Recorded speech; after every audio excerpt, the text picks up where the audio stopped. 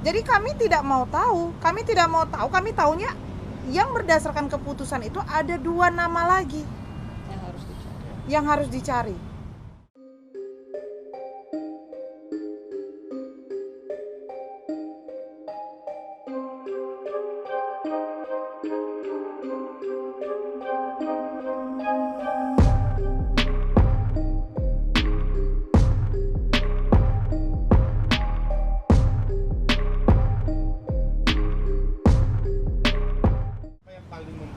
Kuasa hukum ini kecewa terhadap hasil rilis dari Polda Metro Jaya tadi, dari Polda Jaya. Apa yang membuat kecewa? Oke.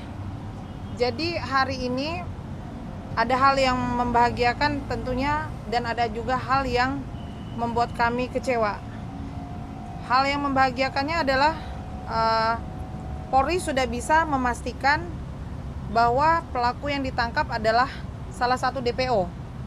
Tentunya kami sebagai korban merasa senang, merasa ada angin baru lah, energi baru atas tertangkapnya pelaku tersebut.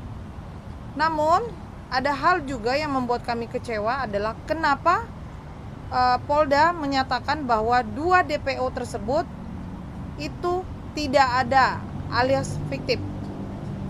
Begitu. Ya, artinya dalam hal ini adalah kuasa hukum menilai bahwa sepertinya polisi melempar kait ke kejaksaan, yang artinya ini adalah kesalahan kejaksaan bahwa pembuktiannya bahwa 2 DPO itu seperti tidak ditiadakan sama mereka. Harusnya pihak kejaksaan yang harus menilai itu. Oke, kita bahas perihal itu tadi ya. Jadi memang di dalam amar putusan ya, amar putusan ini bacakan Tan.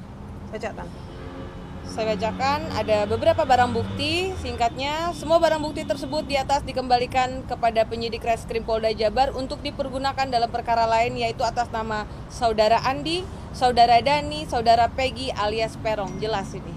Ada putusannya. Jadi di dalam amar putusan ini sudah jelas dalam kurung sebagai DPO. Sebagai DPO yang harus dicari. Jadi pertanyaannya, siapa yang paling bertanggung jawab atas kematian Vina dan Eki kalau 2 DPO itu dihilangkan? Apakah serta-merta kami selaku kuasa hukum percaya begitu saja? Ayo, apakah kami harus tinggal diam? Berarti selama ini tentunya yang harusnya bekerja adalah siapa? Kejaksaan, Nah, betul. sudah tahu kan? Gitu. Jadi kami tidak mau tahu, kami taunya yang berdasarkan keputusan itu ada 2 nama lagi yang harus dicari. Dengan ditiadakannya seperti ini gimana harapannya? Ya sekarang gini, kalau ini ditiadakan harus bisa kepolisian menjelaskan fakta persidangan saat itu. Tentunya kan dakwaan itu kan berdasarkan isi BAP, ya kan? BAP, kemudian ada dakwaan, kemudian ada tuntutan, barulah putusan. Berarti kan selama ini patut diduga ada ketidakjujuran di dalam persidangan.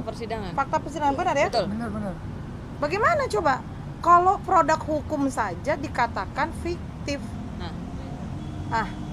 Berarti kesaksian mereka patut dipertanyakan dong. Dan dikaji ulang, berarti harus ada persidangan ulang. Kalau begitu.